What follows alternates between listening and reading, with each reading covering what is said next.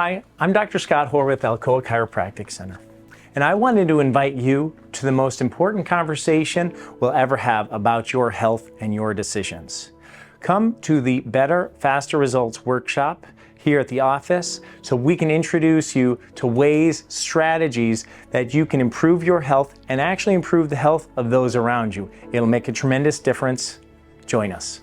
Thank you guys so much for being here. I really do appreciate it. I know it's late in the evening and we're starting to get tired. The sun's going down, but this is the Better, Faster Results workshop. And I am committed that you, as a result of being here, actually get better, faster results for your health and your loved one's health. And I'll tell you what I mean by that as we kind of get into that. But we're talking about ways and strategies to dramatically shift the quality of your health, to increase your physicality, increase your vitality, not living a life of sickness, of disease, of injury, of surgery. We're talking about expressing ourselves physically and through our health to the highest capacity, and that's why you're here, okay? Next slide. All right, so most of you know me in this room, a few of you don't. My name is Dr. Scott Hoar, and it's spelled H-O-A-R, not like the other ways that you might think that last name is spelled. It's a lot of fun being a whore. So can I tell you a little bit about my story and why I'm sitting here speaking to you as a wellness expert at this point? Is everybody okay with that? Yeah. All right, great. Thank you. So the Hoar family, big extended family. And I remember being 8 years old and I'm sitting in the living room of my grandmother's house. And I have all sorts of aunts and uncles and cousins and everything like that. And they're all sitting there. And every time one of them would get up to go from the living room to the couch, it would look like this. It would do that sort of thing. Has anybody ever seen anybody with posture like that before? Right. So all of them were doing this, and they started razzing each other. They said, "Look, you're not standing straight," and "Well, neither are you," and all back and forth. And so the saying that they started having was, "Well, if you're a whore over 40, you don't stand up straight anymore." So I'm 8 years old and just terrified to be hearing that. This is my future? Great. So fast forward, I'm a jock. I play all sorts of sports in high school, and I played catcher at Radford University on the baseball team. And my fall semester at Radford, my back just started hurting, and it was getting worse and worse. Every throw I had, every swing, worse and worse. It got to the point where I'd have to sleep kind of with my back on the floor, with my feet elevated. Has anybody ever slept like that before because you're in pain? And let's see, I went to the primary care doctor. They gave me some anti-inflammatories. I went to the physical therapist. They rubbed a wand on me.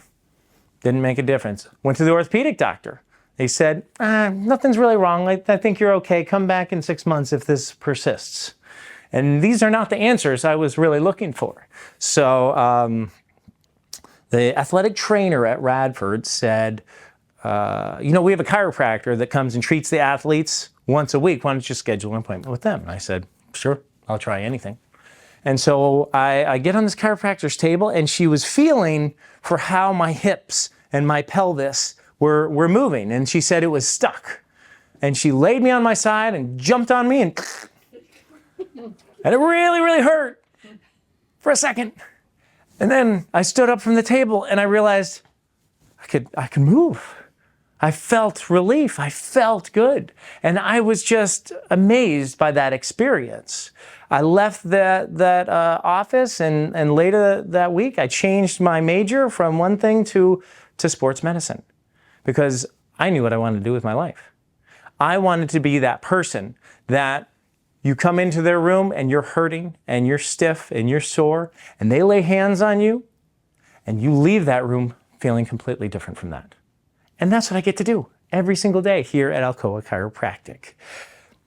When I thought, because of my genes and my family, that this is just how it goes, that you're in pain because you're a whore, and this is the way your back is going to be. It's the cards you were dealt. And what the chiropractor taught me was that it didn't have to go that way. You can look at how your body is moving or not moving and actually do something that makes a difference. So we're going to be talking about some of the strategies that can make a difference here today. Next slide. All right. Have you guys ever read a book or been to a presentation or anything like that? Something that was just really, really interesting and awesome, and you said you were going to do something, and then maybe you got busy or you forgot and you didn't put it into play. You didn't put it into action. Anything like that? Okay. Well, I hope tonight's not like that, because what we're going to be talking about is taking action. Taking action with your health and with your wellness. And part of the action I'm really inviting you to take is actually interacting with me. I'm going to be asking you questions, and I want you to raise your hand. I want you to interrupt. I want this to be a conversation, a two-way street. Do I have your agreement that that works for you? Say yes if it does. Yes. Very good. That's a great start. So I appreciate that. But when we're talking about getting results for your health and your wellness, there's two people, okay? One person talks about going to the gym. Second person actually goes to the gym. Which person gets healthier? The person that goes, right. So it's about taking action. And today and this evening, towards the end of the night, I'm actually going to give you an opportunity to take some of those actions to make a difference for you. Does that work for everyone? Great. America's health care, of all the countries in the world, who spends the most on health care? Yeah, we're number one. We're number one. Next slide. Who spends the most on pharmaceuticals and drugs? USA, number one. Next slide. Who spends the most on medical research, on learning? USA. It's us. It's us. USA, number one. The World Health Organization ranks us 37th out of 191 developed countries for performance of healthcare, despite spending way more money than any other country. Is that flabbergasting? It's probably not surprising. You probably heard that before, yes? Who's heard that before? Just one of you. I've not heard one right. Yeah, 37th.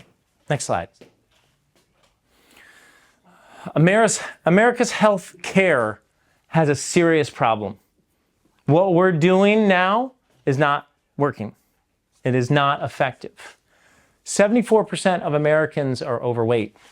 38% of children are overweight. 71% of young adults are unfit, is what that word is supposed to say, to serve in the military. 34.5% of adult Americans have pre-diabetes.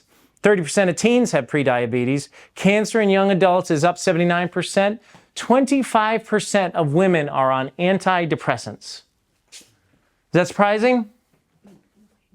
It's not. That's sad that it's not. I was at a conference this past weekend in Denver, and at the conference, they had another conference going on. It was MomCon. It was 5,000 mothers getting together to join and talk about mom stuff. If 25% of the 5,000 moms are on antidepressants, you do the math. I'm not going to do it. What is that? 1,500? 1,500 moms in one space are on antidepressants and trying to be the best moms they can be, but struggling, right? Next slide. 40% of 18-year-olds have a mental health diagnosis. Highest infant mortality rate in the developed world. Did you know that? You knew that? Very good. Highest infant mortality rate in the developed world. Women have the highest chance of dying in childbirth than any other developed country. Is that surprising? Yeah. Yeah. Of all the developing world, mothers are most likely to die in the United States. 1 in 36 children have autism. Used to be 1 in 1,500 in 2000. Now it's 1 in 36. Autoimmune diseases, infertility, allergies increasing every year. 20% of women have polycystic ovarian syndrome. There's a problem. Whatever we're doing is not working. Next slide. So are we operating healthcare in America, or are we operating sick care? What do you think? Sick care. Sick care, absolutely. Next slide. I love this one. So this is the illness wellness continuum. On a scale of 1 to 10 is all of our health. 10 would be the most healthy we could ever possibly be. 0 is dead.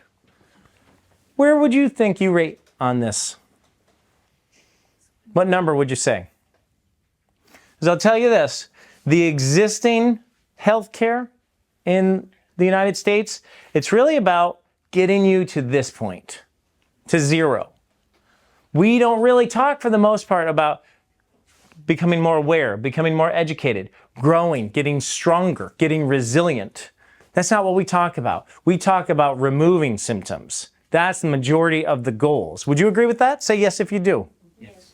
So the thing is, with our health, there's no stasis, right? We don't stay in one spot. Our health is constantly moving. It's like a river. And as we age, the current is going this way. Does that make sense? So what do we have to do to be over here? We need to take action.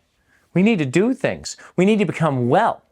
And that's not the way our system is designed to actually take advantage of becoming well. Next slide. Our behaviors matter. Your sleep matters. Your stress matters. Sunlight matters. How much fiber you eat matters. How much you move matters. How strong you are. This matters. Next slide. There are 3 reasons we're in a health crisis. Number 1, responsibility. Who's responsible for your health? You. No. It's your insurance provider, Well, that's true. right? It doesn't your insurance provider dictate it? Or how about your boss? How about your mom? Isn't mom responsible for your health? What about my brother? Isn't he responsible? No. We are healthy. We are responsible for our health. But too often we look at the system. The system needs to help us. The system needs to be better. We point the finger at the system. Next slide.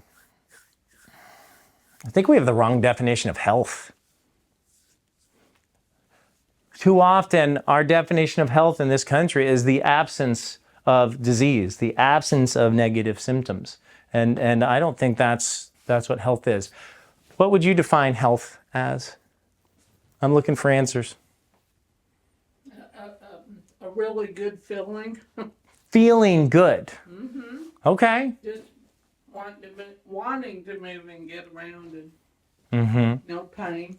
No pain. The absence of pain, feeling good. What else? How can you tell that you're healthy or that someone else is healthy? Energy. What does a healthy person look like? High energy? Very good. What else? Being able to do things at normal activities of daily living without. Yeah, not being restricted, not being limited. All of these are great answers. The 2 that I hear most often when I answer that question is, you look good and you feel good. But let me ask you a question. What does cancer feel like? Not good, I would say. Well, it doesn't have a feeling. What does diabetes feel like? What does high cholesterol feel like? We don't. They don't have any of those. It's not about your feelings. It's not about how you feel.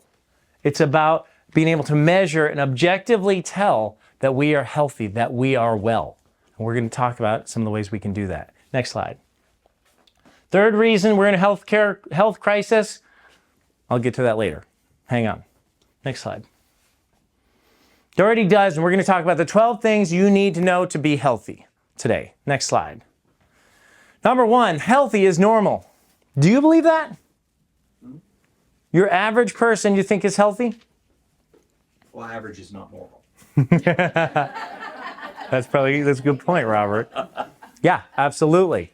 I know, given the whole COVID crisis, before that, there's anxiety, suicides, gun violence. There are so many things going on. Opioid crisis, did I say that already?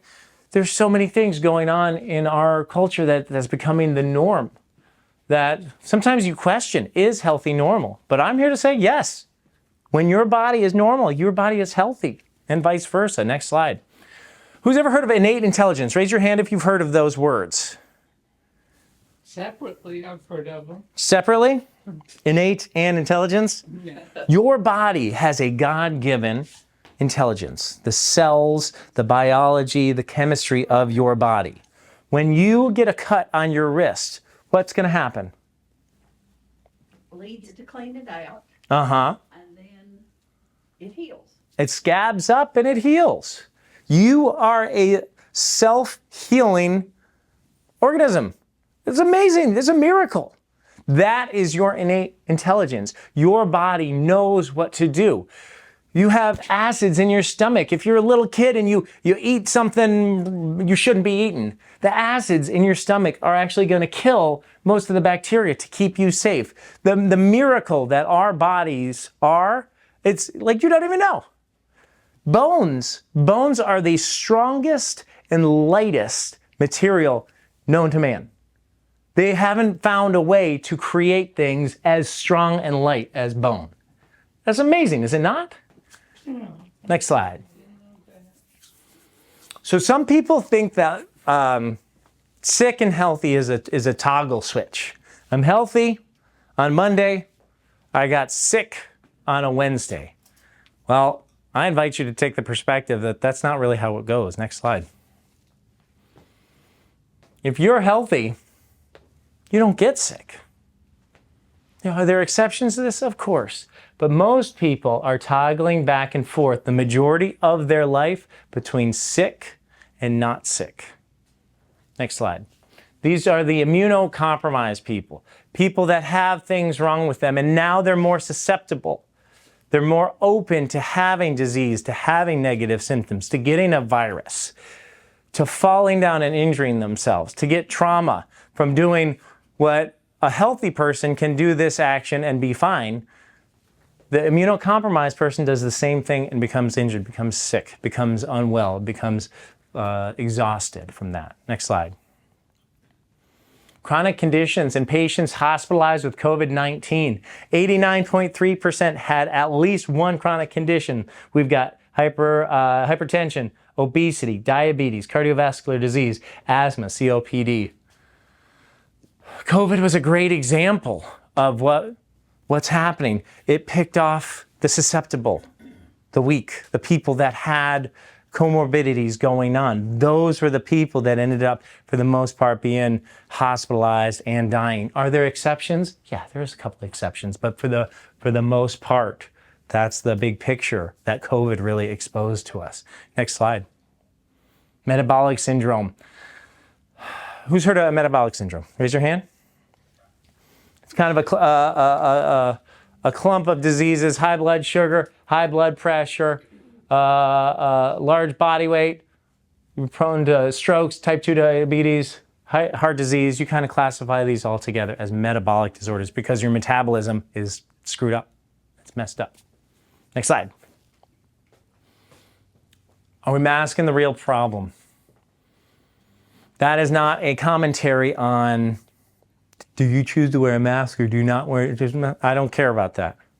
The big fish here with this situation is, we're so worried about the strength of a virus. We should be worried about the strength of the host. Be a strong person, and you can fight off that virus. You can fight off that bacteria. You can fight off that injury. Next slide. Say yes if this is making sense to you, if it resonates. Herniated discs. Who's ever had a herniated disc in their life?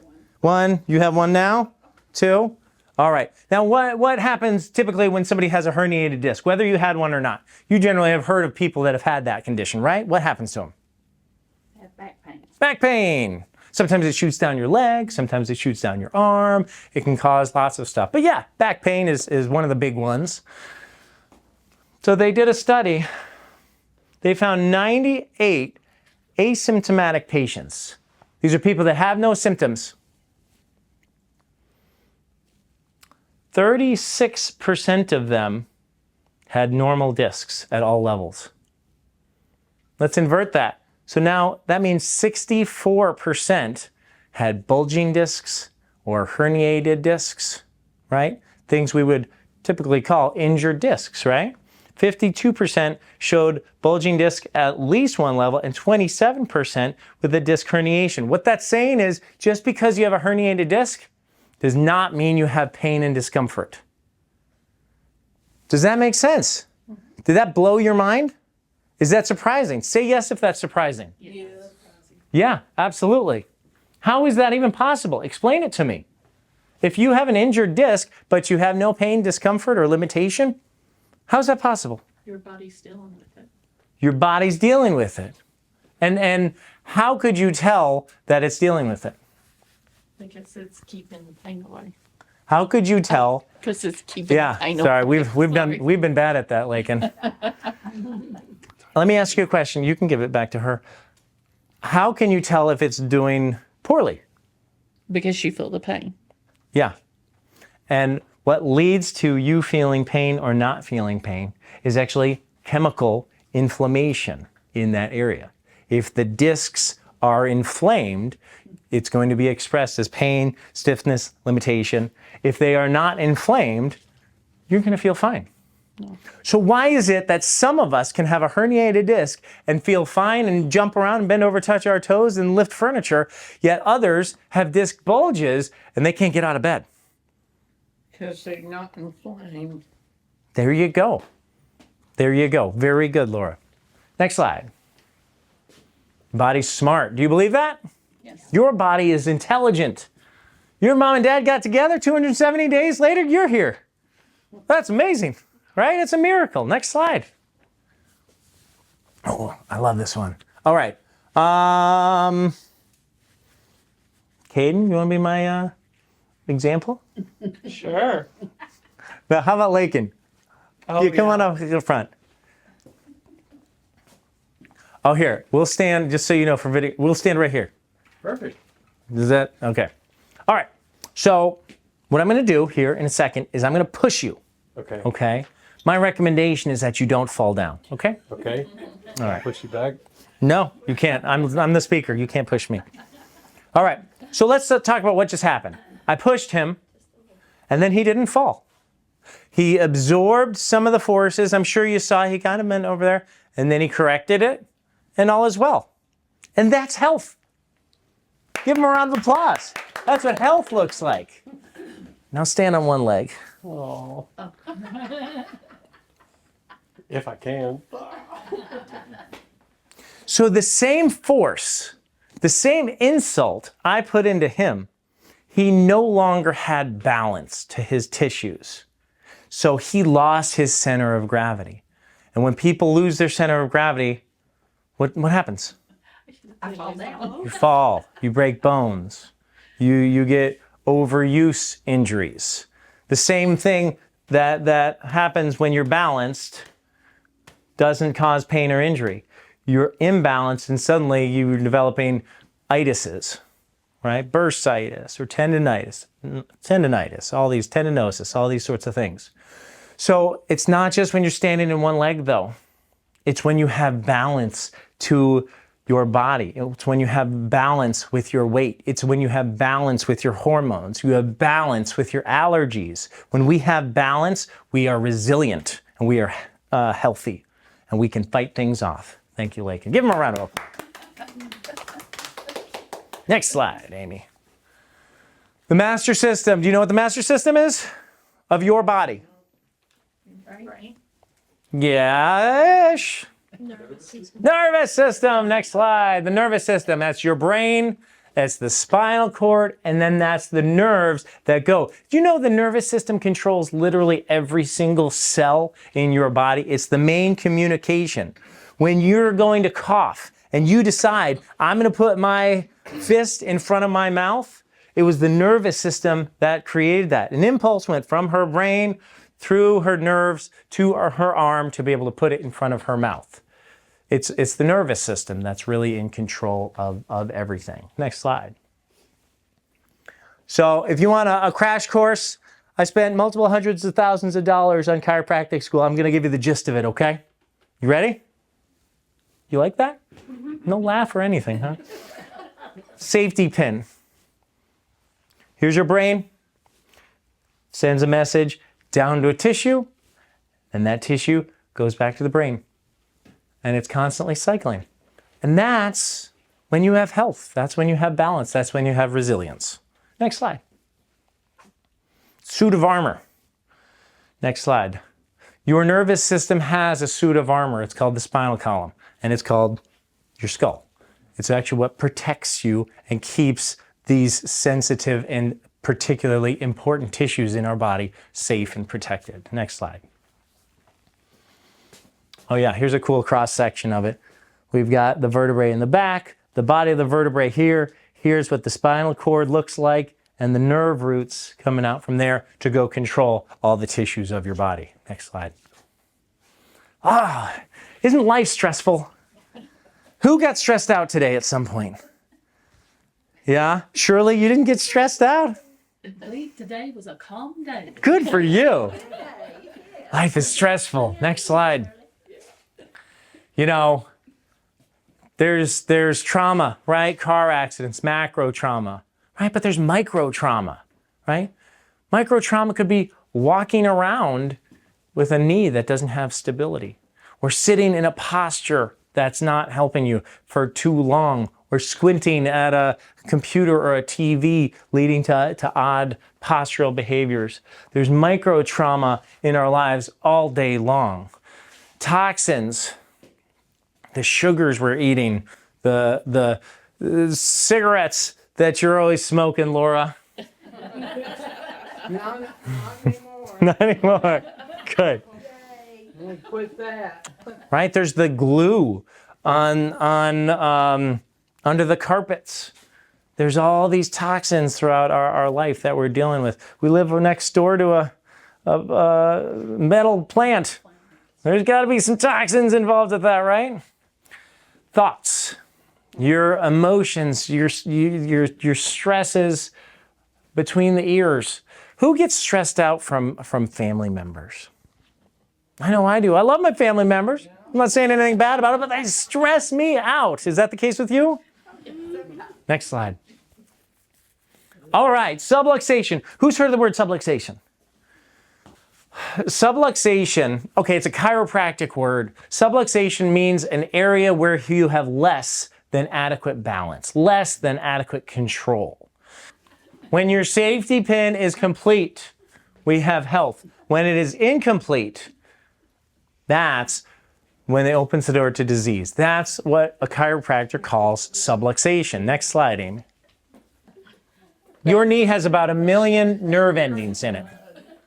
Your knee has about 1 million nerve endings in it, okay? And right now, if you're moving your hand like I instructed you to, there's all sorts of impulses that are going from your knee to your brain. And what is your brain saying? They're touching my knee. Yeah. That's the message. And then your brain sends a message back to your knee telling you what kind of tension, what kind of alignment to have. The tone of the muscle. Should it be turned this way, turned that way? Should it be twisted? All the control that your brain exerts is the message that goes on it. And we want that cycle to be complete. And when we have that, that's when we have health, when we have resilience, when we have balance. But what happens, next slide, when those nerve endings start getting damaged? They get damaged for lots of reasons. Maybe it's macro trauma. Maybe it's a micro trauma. Maybe it's lack of sleep. Maybe it's poor nutrition. Maybe it's poor blood flow. There's lots of reasons why it might happen, but over time, these nerve endings become less and less active. So instead of 1 million nerve endings, we've got 800,000 nerve endings. So then the impulses go from your brain, from your knee to your brain, and your brain just doesn't have a full picture of what's going on. It has a partial picture of what's going on. And so then it's going to exert control, but it doesn't know what's going on. So it leads to imbalance. Next slide. What does subluxation cause? Any ideas? More accidents? Yeah, More accidents. If you're less balanced and you trip, you stub a toe, you fall, right? Where a person that doesn't have a subluxation is sitting there tripping and then catching themselves. Sure, you're more prone for bad things to happen. Next slide. Second favorite slide of the whole thing. We talked about the knee that had less nerve endings active, right? So here's normal. These are vertebrae. This is the discs and the vertebrae and the nerve roots coming out from there. Okay, and we're healthy. Great. But then we get subluxation. And we have a little bit less control. And it doesn't feel any different. I feel fine. No problem. But then it goes further and further. And your brain just doesn't know what to do with that area because it can't quite feel what's going on, but it knows it wants to strengthen it and reinforce it. So your body starts throwing calcium at the area. Calcium gets you strong, stabilizes you, right? So before you know it, we get bone growth. And before you know it, the disc calcifies. The space between the discs are limited. You can't move it as well. These are degenerative changes. This is arthritis. Does anybody have arthritis in this room? So, if you have arthritis, do you think you had a subluxation before it? Yeah, I would say so. Hereditary, and my body grows, bones burst. Is that so? Okay. So, hereditary. All right. Now, I don't know everything about your health history, but I'm artificial. you're artificial? Everything you've talked about. Yeah, you got it going on, huh? Well, I can't speak to you at all. What I know is with my patients, there's so many of them that come in and they have arthritis and degenerative changes of certain parts of their body. And then they'll say kind of what I said when I first went to get chiropractic care was, these are the cards I'm dealt. My mom has hip arthritis too. My mom always had bursitis. But you can't give into it. You can't give into it, but also, I wonder if, To work on it. yeah, and we'll talk about that in a little bit here. But what I'm suggesting is before the arthritis came the subluxation, came the inadequacy of movement, the lack of control, the lack of range of motion, the lack of balance to those tissues. So your body had no option but to calcify and degenerate. And that's what happened with your parents' body, and that's what's happening to your body. But can you get rid of it? It's tough. What you can do is get rid of the subluxation in the area. So you can take areas that are degenerated and get them moving. Now, will it reverse it to there? No, absolutely not. It will not. Can you improve the movement and the control and the health and the balance of that tissue? Absolutely you can. And that's why people get chiropractic care, whether they are healthy or not. Broke. Next slide. I'm broke. All right. What does subluxation cause? Let's do this. We'll wrap it around our finger and then loop it around again. Then loop it around again. 2, 3, 4, 5, whatever you feel comfortable doing. And if you don't feel comfortable, don't do it. All right. What is happening with my finger right now? Do you see it? Blood circulation. Yeah, there's a lack of circulation. It's getting red, right? Now, just for example purposes here tonight, let's call this a subluxation. There is something altered about my function, my physiology here. It's a lack of blood flow. So let's say we've got a subluxation and we go to the doctor and we say, this is going on. What are they going to do?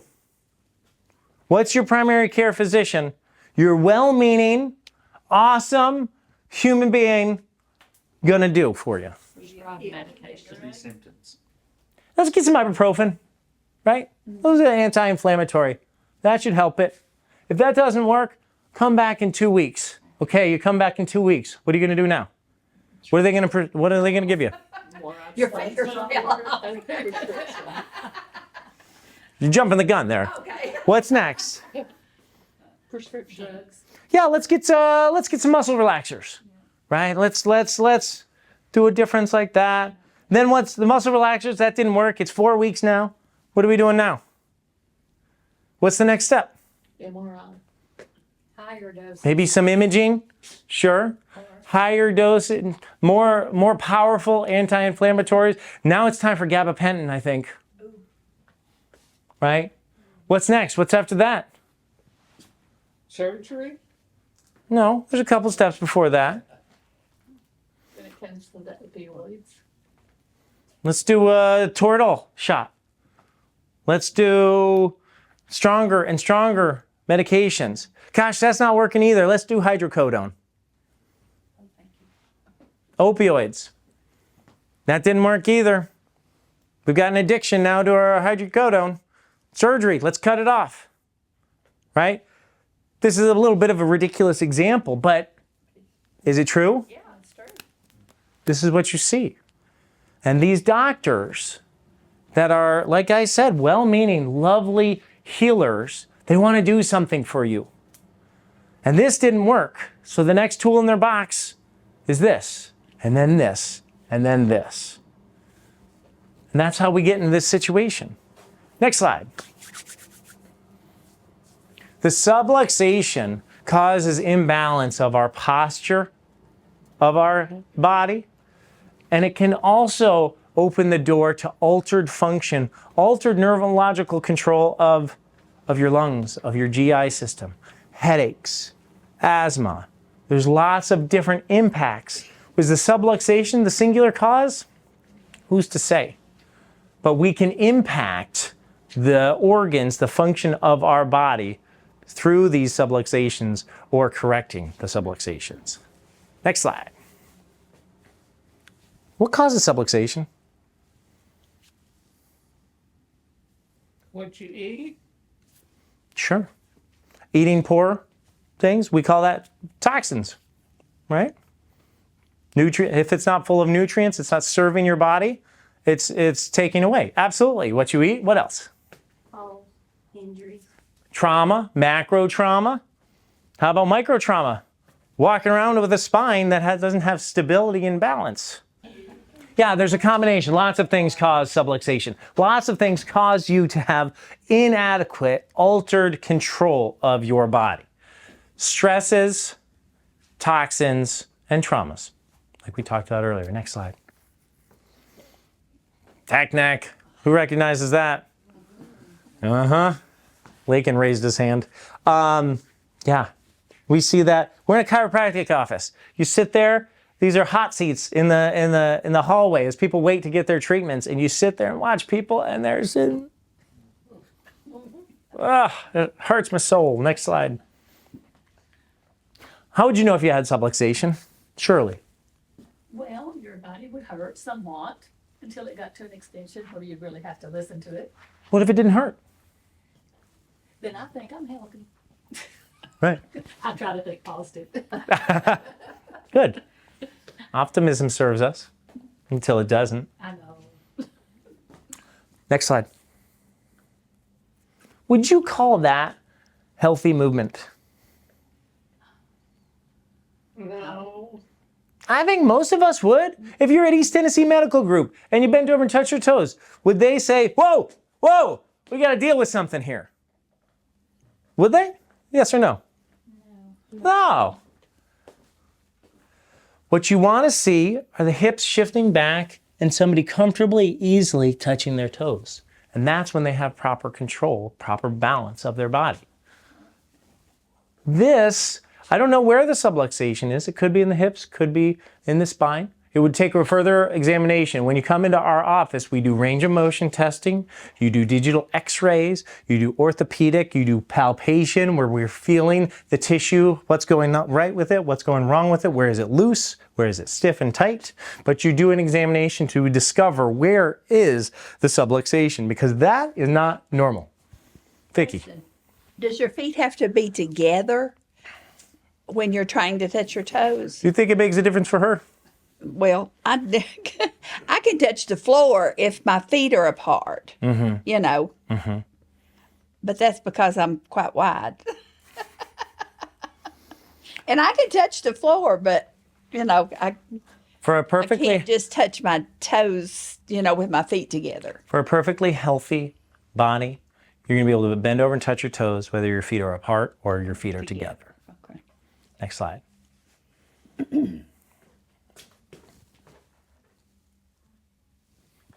Would anybody look at that and say, oh no, get him to the hospital? No, for the most part, they wouldn't.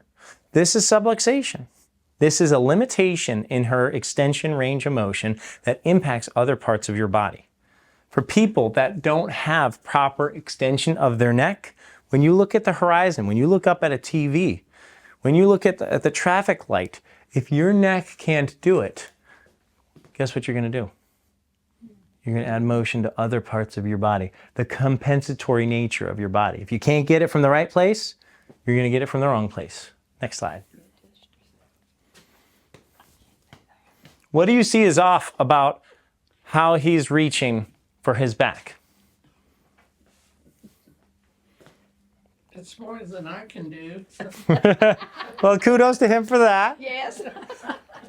Look at him. He's adding motion. He's laterally flexing here. And he's holding on to the chair. Yeah, he's holding on to the chair. And you know he did something like this, right? Yeah. For sure. That's what I have to do.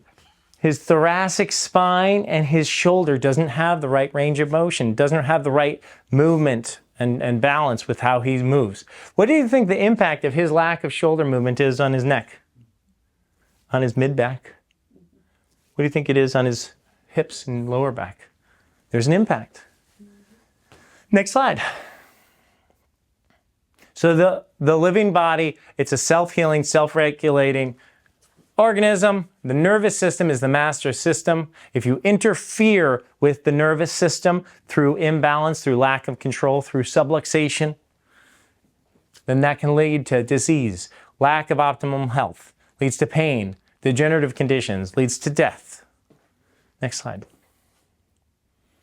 Susan. All right, so Susan comes to me, recently retired teacher. She's got this hip. She's got hip bursitis. And she's just recently retired and she wants to start traveling and mountain biking, but she doesn't know if it's the right thing. She lost her good insurance because she's not working anymore. She's in a limited, and she doesn't know if she's in the right place. Doctor says it's bursitis.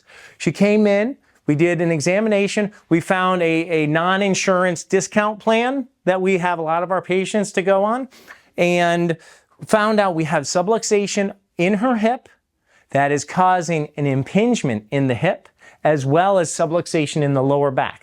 We treated those things. We paired it with corrective exercises to improve her range of motion, her strength, and her balance. Next slide. There she is. Riding her mountain bike. Feeling strong, feeling stable. We paired her with a personal trainer down the street. She's loving life in her retirement. Next slide. Isabella, softball player. So she's a teenager. She's, 15 years old. She's got shoulder pain. The more she throws, the more it hurts. And she doesn't know what to do, and she's wanting to get recruited and all that sort of stuff. She comes in for an examination, and we determined that the mid-back, the thoracic spine, was actually stiff and limited. So because her mid-back couldn't move, that caused her shoulder and shoulder girdle to move way too much, which opened the door to these shoulder problems. So we adjusted the mid-back, removed the subluxations, provided stability exercises for her shoulder girdle. Next slide. Sophomore year, she's first team all-district, Maryville High School, kicking butt.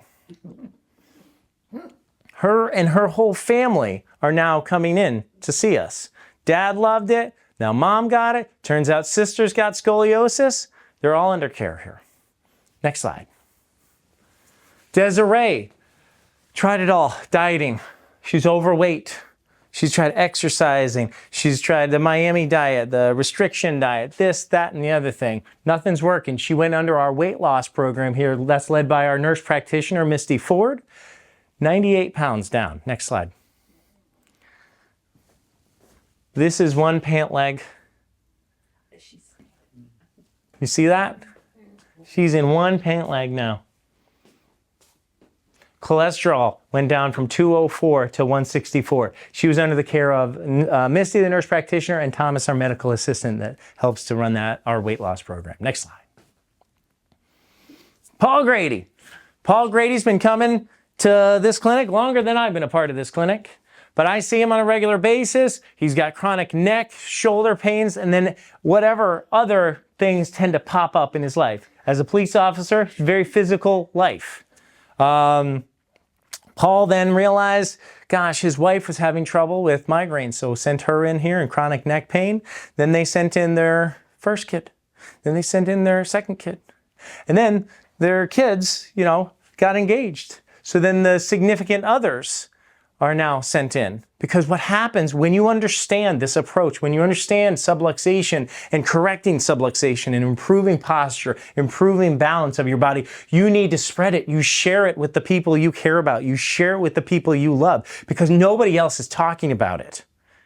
They don't talk about that at East Tennessee Medical Group. They don't talk about that at Blunt Memorial. Your neurologist isn't talking about this. Your orthopedic doctor is not talking about this, about how to restore balance to your nervous system, to your body.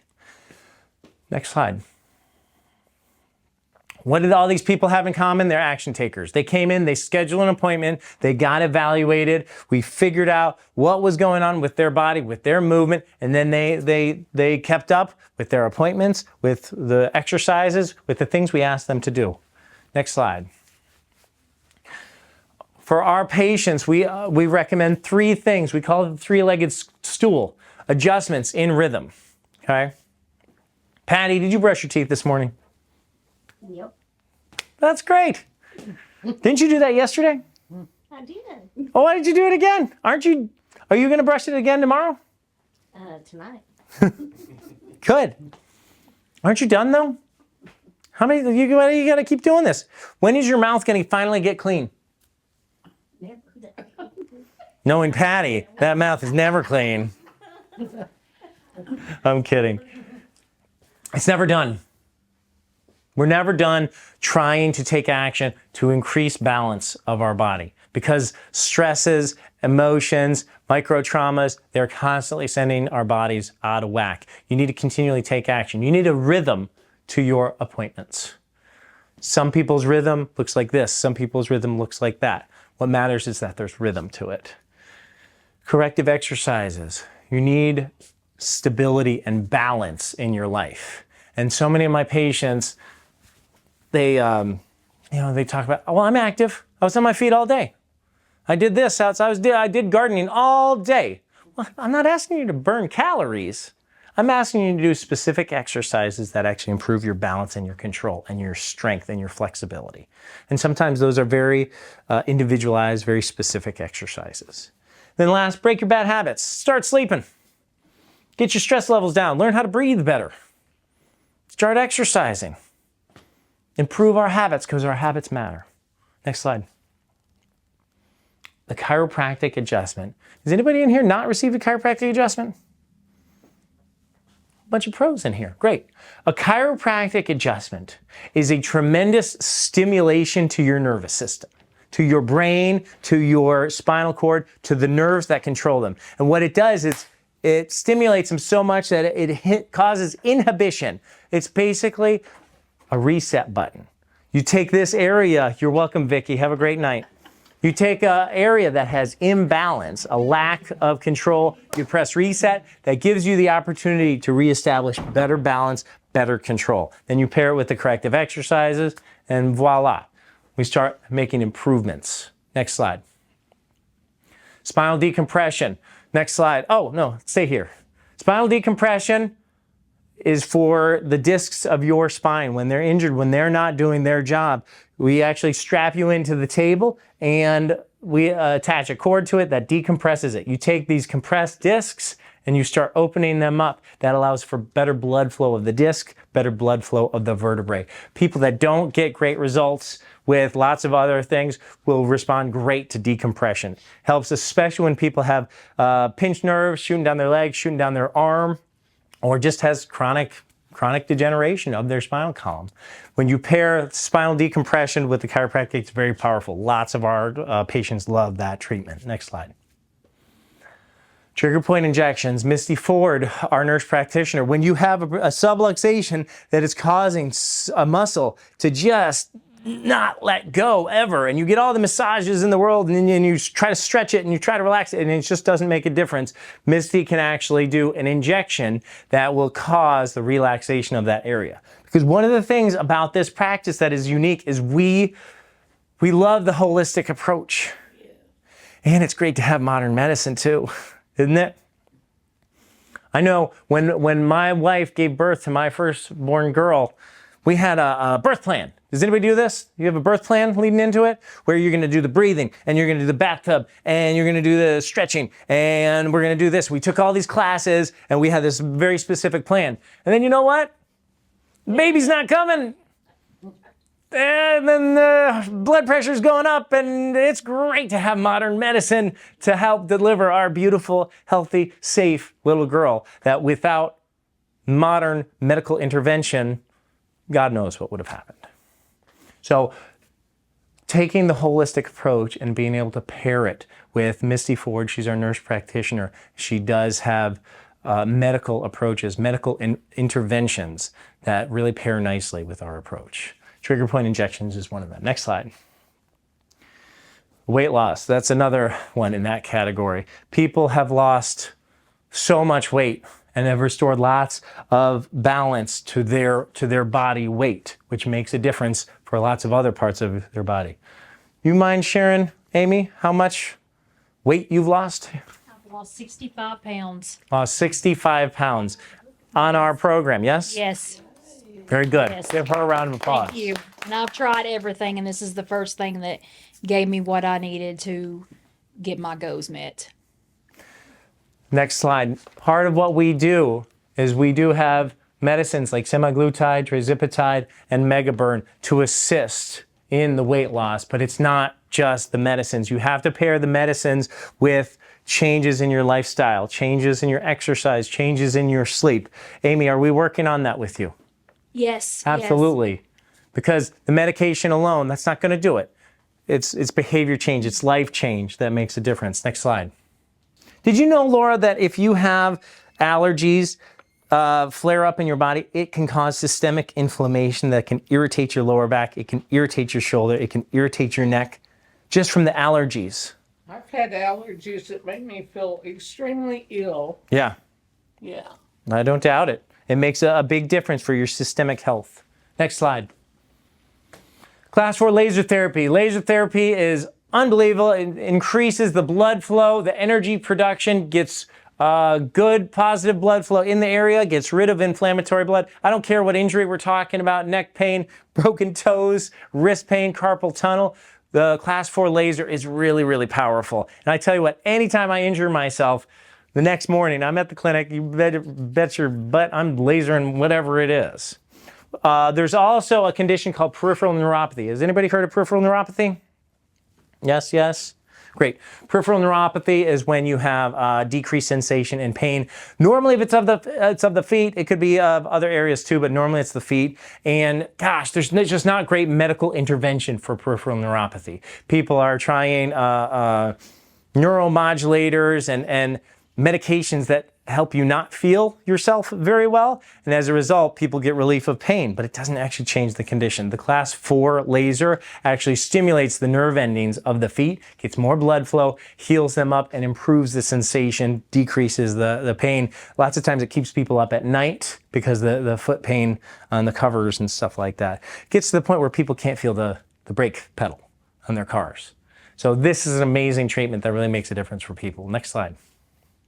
Massage therapy. Who loves a good massage? Who doesn't love a good massage? You pair massage with chiropractic, it's so powerful. And it really, when my patients have had a massage first, their adjustments go better. And then if they have an adjustment first, then their massage goes better. So it goes together like peas and carrots.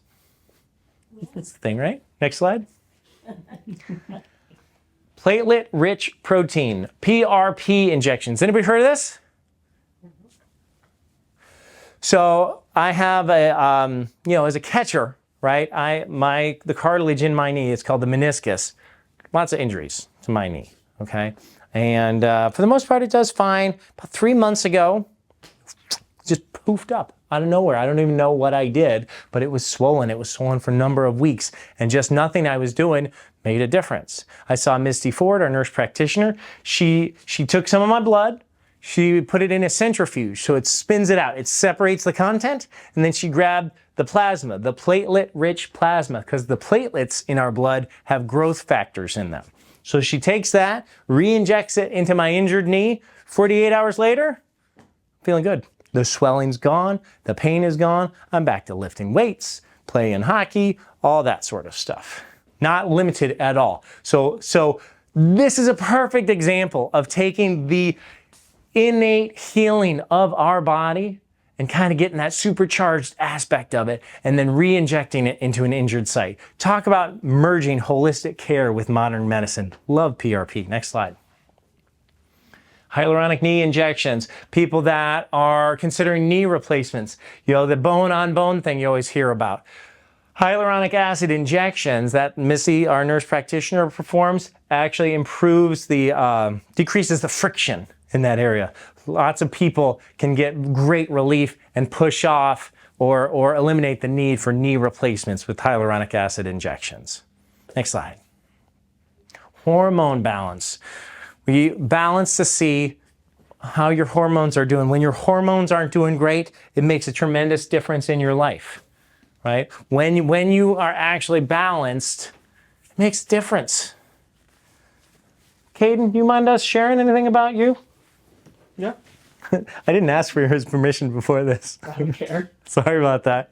Do you want to tell them about your experience with hormone therapy? Yeah.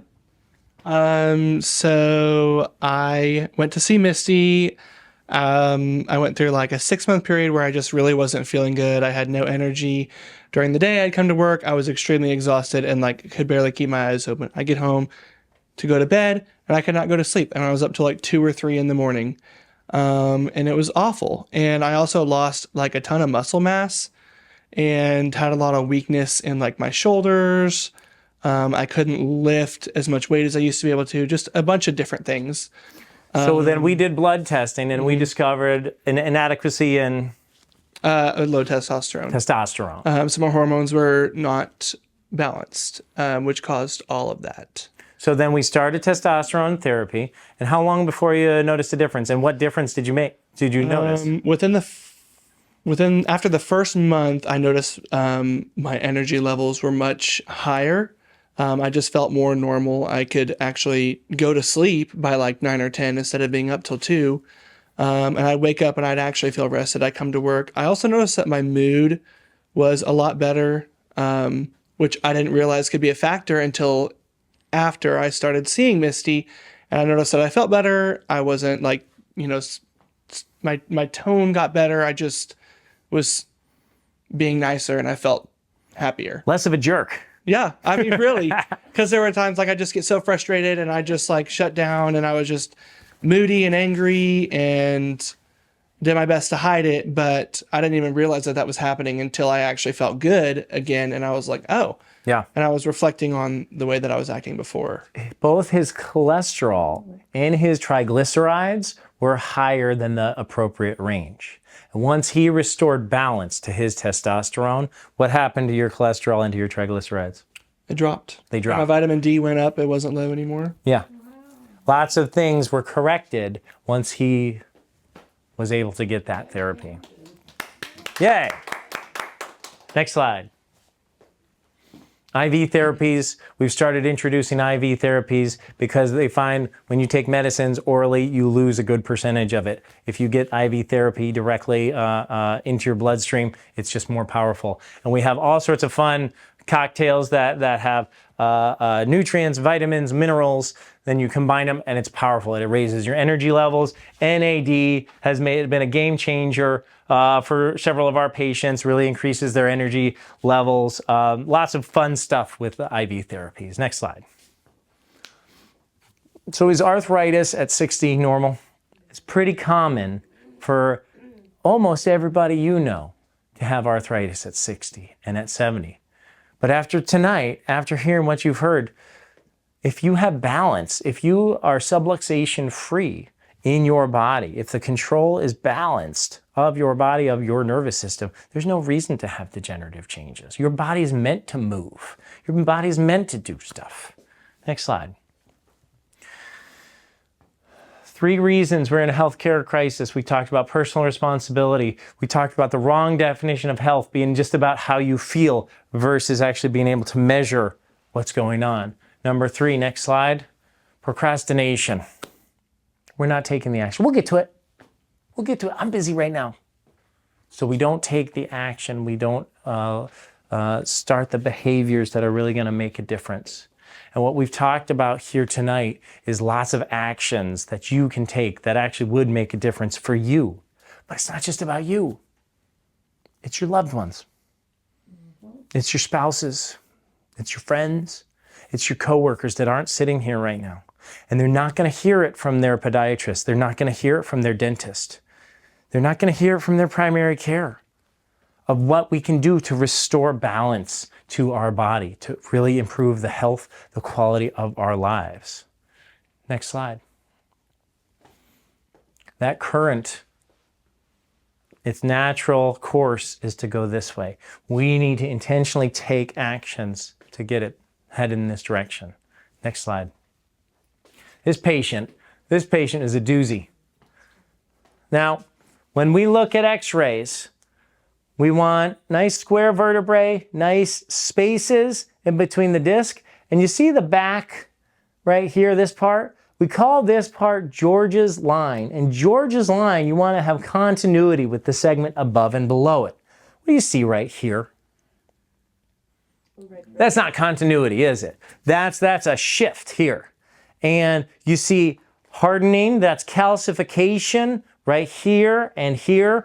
And this condition, this is actually called spondylolisthesis. There's actually a fracture back here. So there's like a canal right here, a canal of instability in this guy's lower back.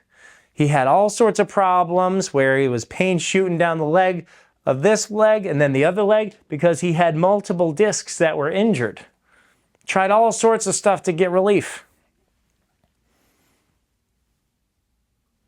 And that's my back. And right now, as I stand before you, I'm not having lower back pain. I'm not having stiffness. I'm not having limitation.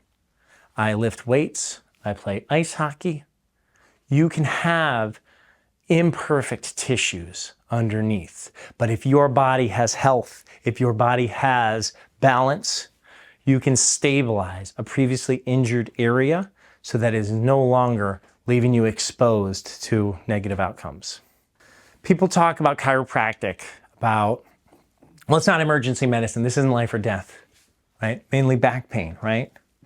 Well, in my family, when you're a Hoar over 40, you don't stand up straight, right? So my aunt, she was 63 years old, bad back pain, had to go have spinal fusion surgery. Has the spinal fusion. She's recovering on her couch. 2 days later, blood clot went from her back to her lungs. She died.